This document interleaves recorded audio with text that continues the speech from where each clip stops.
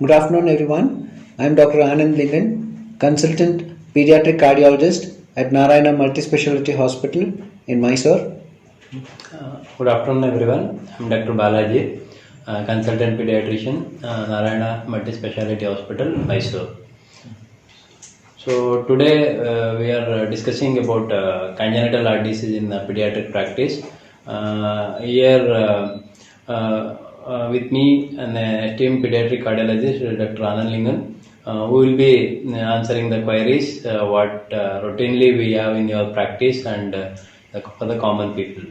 So, Dr. Anand, I think what is actually mean by congenital heart disease?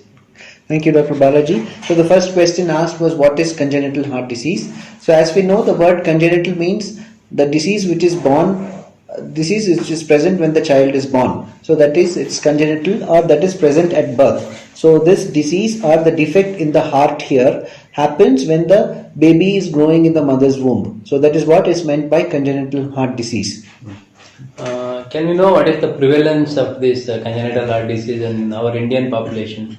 So if you're looking at prevalence, so as we know, any disease condition is, the seriousness of that is mattered by looking at how prevalent it is. So the range is between 8 to 12 per 1,000 live births. So if to put it like this, if there are some 1,000 babies who are born, there are between 8 to 12 of them who may be suffering from a congenital heart disease. Although having said that, the seriousness can be ranged from very less to severe most pattern of disease. Okay, good. How early can we diagnose these congenital heart problems in children? Okay, that is a very good question. So congenital heart disease, the pattern of diagnosis. So the scope of diagnosis in congenital heart disease is at different levels. As technology has improved, as medical care and imaging has improved, so there are scope of diagnosis at different levels. So looking at, you do it before the child is born, which is called as antenatal diagnosis. Yes. And the rest of the diagnosis is after the child is born, which is known as postnatal diagnosis. So as we know, congenital heart disease as a cause has a multifactorial role. There are multiple reasons and because of which a patient or a mother may have the child with a congenital heart disease. So there are some high risk factors or some mothers who are more prone to have a congenital heart disease. These are mothers who could be elderly. These are mothers who have had diabetes or who have taken any medications during their part of the antenatal period. Or these are mothers who have had any other teratogenic drugs or exposure to radiation. So these are some, or they've already had a child who has had a congenital heart disease. So these are high risk factor mothers, are little elderly also, in whom we do what is called as a fetal echocardiography. Just like how an ultrasound antenatal scan is done, this is a focused scan on the heart, which is called as fetal echocardiography, where done at around 5 months, between around 18 to 20 weeks of life of gestation, we are able to find is there any serious heart disease which is there in the baby, in the fetus which is growing. So accordingly, it also helps us in understanding what is the risk, the presence of it, and it helps us in deciding. So this is called as antenatal diagnosis most often with this. The postnatal diagnosis is most often characteristically done by when there is a suspicion, we do what is called as pulse oxygen saturation, or clinical examination when we find abnormal sounds or what is called as murmur, or in chest x-ray where we find an abnormal size heart. But more importantly, as we look, echocardiography holds a very, very important tenet in diagnosis of a congenital heart disease. In addition, we may do a CT scan or MRI as indicated. So as per your present this thing, because of the technologies, we can diagnose as early as even the antenatal period, and so that we will be more cautious regarding where we can plan for the place of delivery. For example, there are some diseases, as you said, if they are to be handled or require immediate surgical intervention, so we can plan the baby to be delivered in such a setup where there is a facilities are available. Yeah, absolutely yes. True. Absolutely yes. True. And one more thing, can you elaborate a little bit on what are the common causes of this congenital heart disease? Okay, so as I said about common causes, which is a very important reason, where we need to know what are the common causes. and there are some causes which may be prevented, or at least it will help in understanding how it comes. So it is a multifactorial. So as I said, the prevalence is between 8 to 12 per thousand. So the first thing is it could be because of genetics. So if by chance the mother has had a hole in the heart, there's a tendency of a little increased preponderance of disease in the kid. And having looked into it, also elderly parents, be it in the mother or be it in the father, also there is a tendency of having increased chance of having a heart disease. There are other things like having exposure to radiation, taking some medications which can harm the growth of the baby, for example some anti-epileptic drugs. All those things can also have effect on having a heart disease. And what is more important we need to understand is consanguinity. So this consanguinity is very common in many parts and many religion, where consanguinity basically means is marrying among close relatives like uncles or be it cousins. So the tendency of having a serious disease is much more. So consanguinity is something which has to be discouraged, at least for reducing this abnormalities in the children, which can be a congenital heart defect or any other defects also, congenital anomalies also.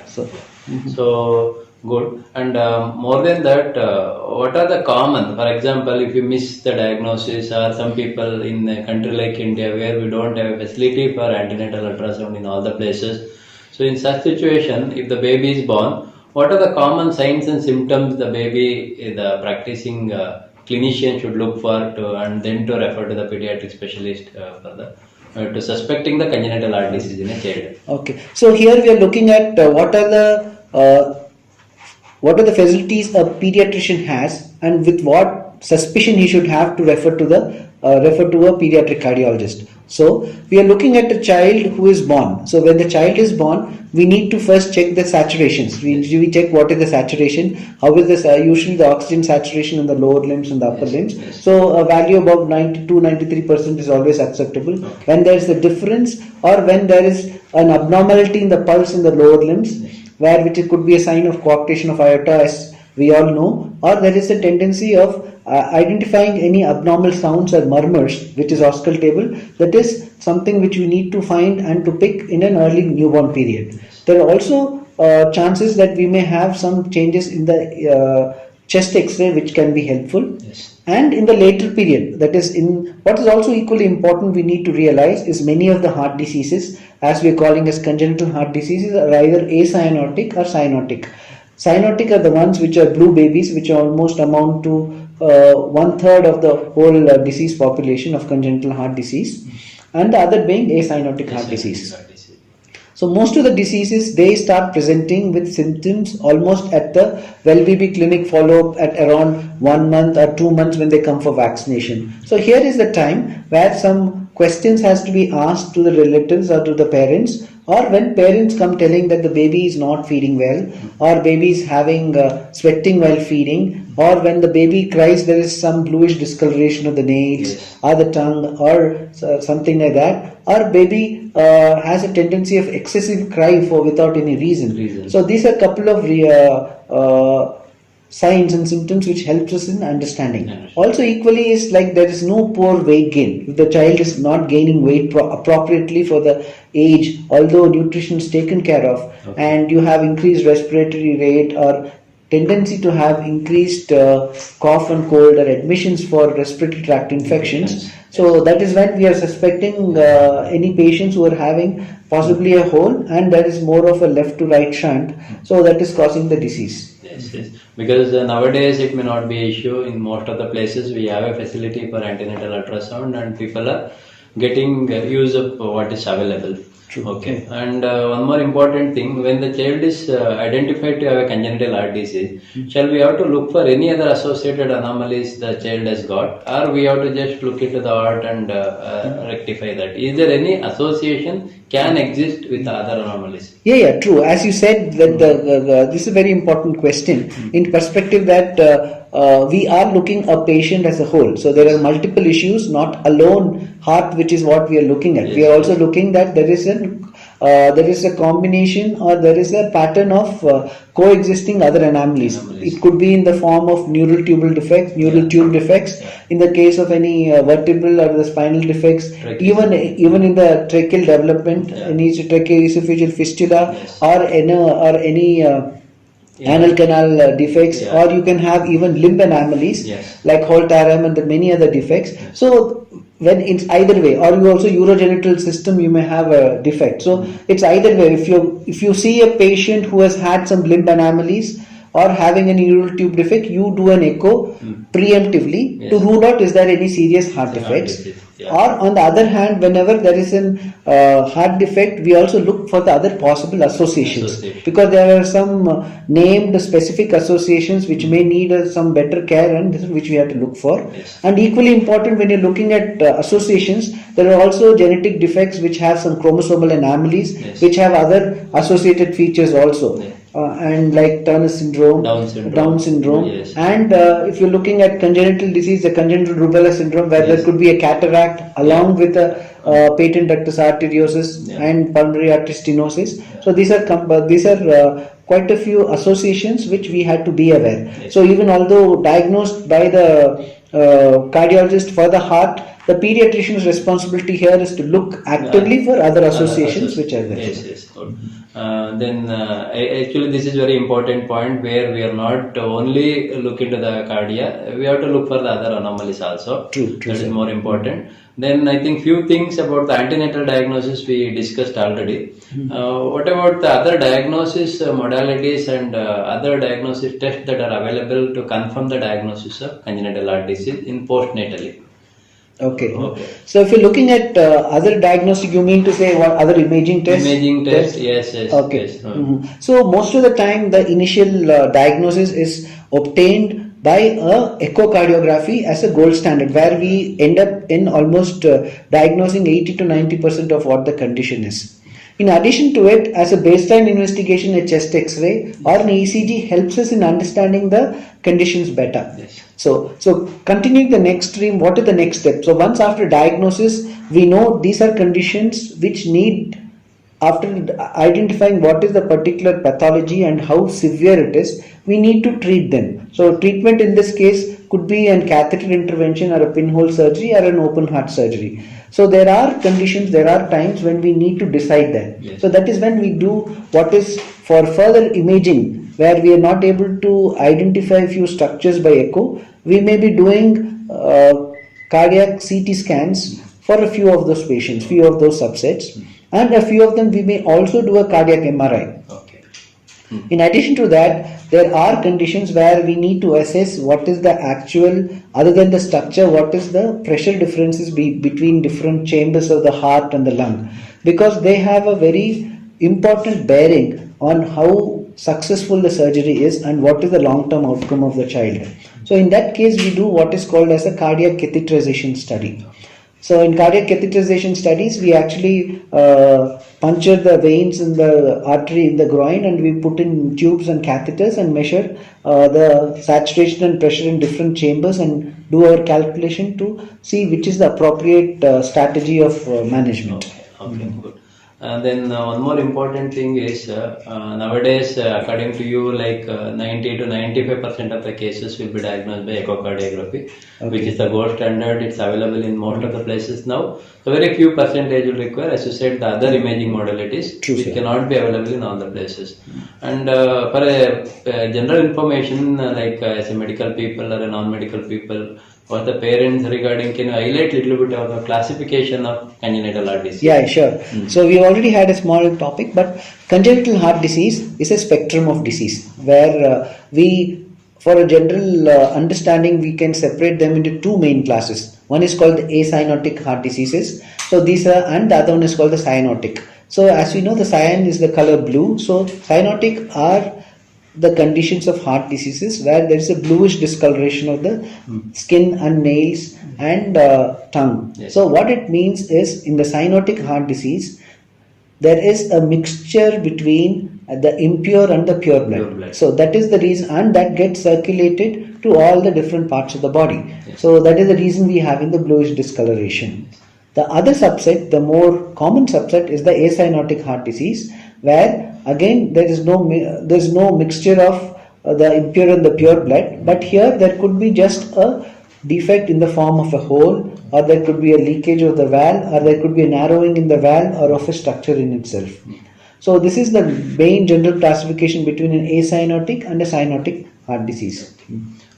Mainly, we should know whether the cyanotic and acyanotic. Can you highlight on the where there are, for example, soon after you diagnose, are there any conditions they require an emergency treatment soon after you diagnose, or the patients can wait for some time? How they have to decide on that? So that's what. So here it may be a little difficult to generalize as such. So this is where we need an early referral whenever it is seemed appropriate, and a proper approach in the diagnosis is right by a pediatric cardiologist. But however, as pediatrician, there are few conditions which need an urgent referral and an early surgery even in the neonatal period. A few examples which I may give is a transposition of great arteries, where a surgery is deemed appropriate and needed within the first 1 to 2 weeks itself. An obstructed TAPVC, right? That is one other condition which needs an urgent surgery and referral. Hypoplastic. And similarly we are looking at all the PDA dependent circulations, be it systemic or pulmonary dependent circulations, where we need to maintain the patency of the PDA, and it has to be done and identified so that that particular extra medications like prostaglandin has to be started, and the patient has to be successfully and safely transferred to a super specialty center where appropriate treatment is given. So to put it in a nutshell, there is an always understanding, and there is a high strength of suspicion should be there in the pediatrician when they are evaluating, and to look if there is a high risk mother or there is a chance of a congenital heart disease. And whenever there is a suspicion, always to arrive at a concluding diagnosis immediately so that the best possible treatment can be offered. And as talking all about congenital heart disease, as we all will realize, timely treatment holds a very good results on a long-term outcome. Yes. As you said, I think there are few diseases which we can wait for some time depending on the nature of the defect. There are some diseases which we have to intervene as early as possible, and child should be shifted to such a center. Depending. So, for example, as a primary pediatricians, most of the parents will be worried. My child is having heart defect, and these are the common questions we face in everyday day-to-day practice. So, along with the routine precaution, what we are taking, like routine immunization, taking care of the nutritional aspect of the child, and growth assessment, developmental assessment. When the child is having underlying congenital cardiac defect, what other extra precaution we need to take as a primary pediatrician? What the parent should know about these things? Okay, so having said that, as Dr. Balaji has put it correctly, so there are a few conditions which can wait for some time. Yes. A small atrial septal defect, or a restrictive, or a small VSD, or a small PDA. These all things can wait for some time until treatment can be given. Yeah. Similarly, some bigger or a bigger dimension defects of the same nature, or some leakages in the valve, need an appropriate treatment maybe at 2 years, few of them at 5 years, few of them can be waited much more. So these are the times when the parent is aware, and the pediatrician is also aware that the kid is having a heart disease, but how to go about it. So the common things which are the common scenarios and understanding is, whenever you feel that the child is having any abnormal or even a cough or a cold or any sort of infection, it needs to be immediately be treated by the pediatrician in the first nature, because we don't want any of these infections for by any means to be a systemic infection and cause any infection on the heart, which is causing infective endocarditis. So that is a very, very important thing. So having said that, it also gives us to understand that cleanliness and personal hygiene has to be explained. Cleanliness of the nails and dental hygiene is very, very important. So we always try to inculcate that habit in the parents, even in the kids when they come for follow-up, to brush their teeth twice a day, because we want them to, at least to a long extent, prevent any possible infections. That is one thing we know.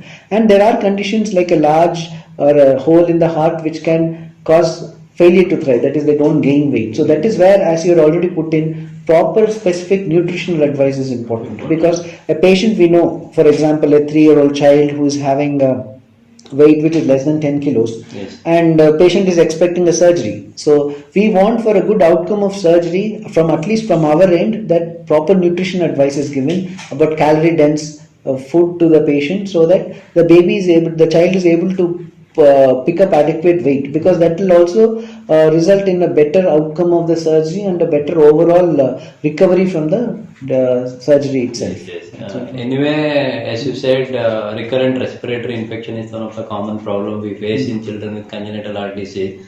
Normally, the children will be get vaccinated with all the available vaccine. There are a few things called what, as a pediatrician, we call it as optional vaccine. Okay. I think especially in a child with a congenital heart disease, especially the pneumococcal vaccine, these are the things I think we have to stress the parents to get it done. Yeah, true, very true. Because there are conditions for which we may want to wait for some time Yes. to do the surgery. Yeah. So in the meantime, we don't want them to have an infection and that to have a bronchopneumonia and that to cause again a cycle of failure to thrive and all those things. Yes, yes. So it is important that these are some specific subsets where these optional vaccines Should be made should be made compulsory, compulsory and the for this. patient should be Yeah. understood, and the Yeah. general knowledge awareness should increase. So one more important thing is, anyway, we are coming to the end of our discussion.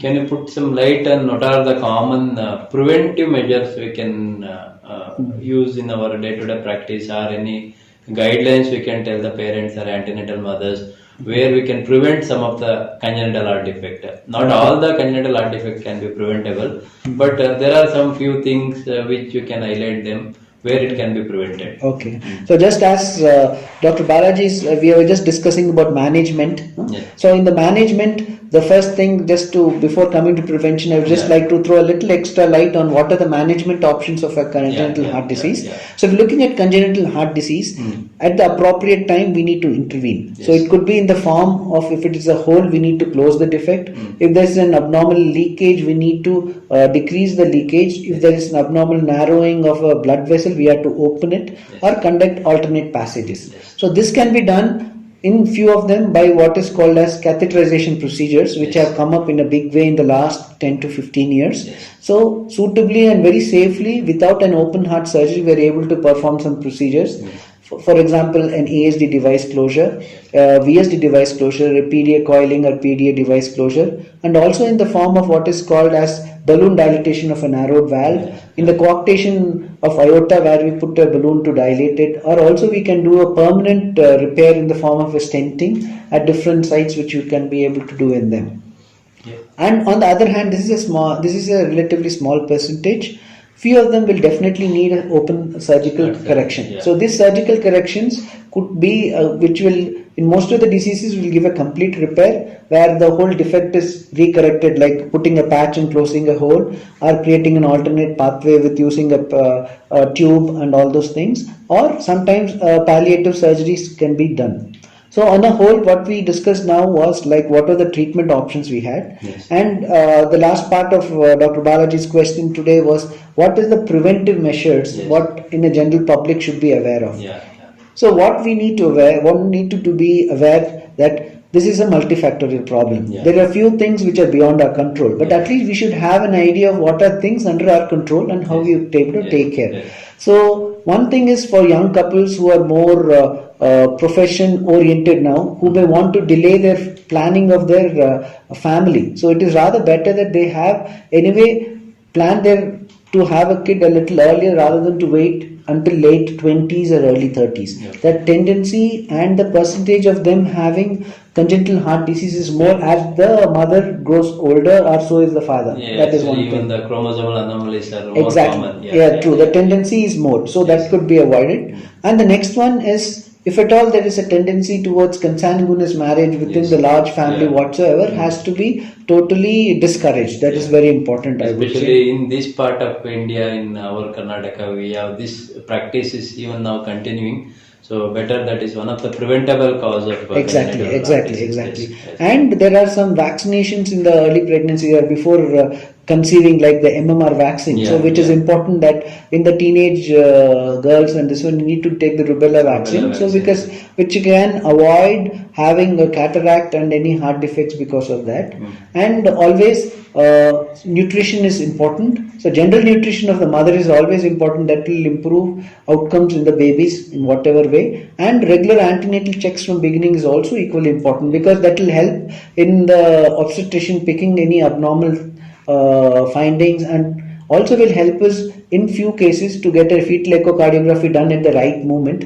So we can, if a critical heart disease is found out, so we will be able to give better options to the parents of whether how do we continue with the pregnancy, or if at all there is a need for a termination. But we will be able to give a better option if they are followed up regularly in an antenatal clinic and more regularly. That is what is important. And equally, the medicines what the mother takes in the antenatal period is very important. So as a rule, no medication should be taken without advice by the doctor. Yes. If the mother is not pregnant, there are quite a few medicines which we may take over the counter. Yes. So that should not be done. So we should be very sure that the particular medication is safe even for the baby. So your obstetrician will be in a better position to tell you that. So always be very sure of what medicines you take. And yes, there are some risk factors. Could it be iatrogenic, radiation exposures? All those things also should be avoided. By mistake, you should not go and get a chest X-ray done at this one without knowing that you are pregnant. So unintended radiation exposure will increase the chance of having defects in the baby, in addition to being it a congenital heart disease. So one more important thing to finally, most of the parents, they will have that apprehension, because most of the mothers, when they come to follow for us, they will come with some antenatal scan. My child is detected to have a congenital heart disease. Whether I should get it aborted or I should continue my pregnancy. Anything, can you throw some light on these defects which can should go for the termination? Anything? Okay. Yeah. Okay, so here what the whole idea of doing a fetal echocardiography is to understand is there a serious heart defect, and also to give the possible options to the parents. Yes. So it is not that always it is either termination most of the time. That is one thing. The other thing, it is equally important on the same time to realize the shortcomings or the limitations of doing the fetal echocardiography. Okay. Fetal echocardiography helps us understand a lot of things, but trying to understand that the dimension of the heart at that moment is very small. There are a few defects which may be missed, a small ASD, a small VSD, and all those things are generally missed. And although by any means an ASD and VSD are not that very critically serious illnesses that which requires a termination of pregnancy. That is, having said that, there are a few defects which may get missed even at the best of hands. Okay. That having said, there are a few critical conditions like severe obstructions or the outlets of the right ventricle, or beat of the left ventricle, like a hypoplastic left heart syndrome, a coarctation, or a severe association like this, or a pulmonary atresia, or a few of those combinations where we know that what if the baby's condition is there, how will it behave postnatally, we'll have an idea. So that will help us in exactly giving clear idea and clear picture to the parents that this is a serious heart defect or this is a mild heart defect, whatever, and what are the treatment options we have, and after delivery are the treatment options going to give a complete cure, or it is going to be only of palliation.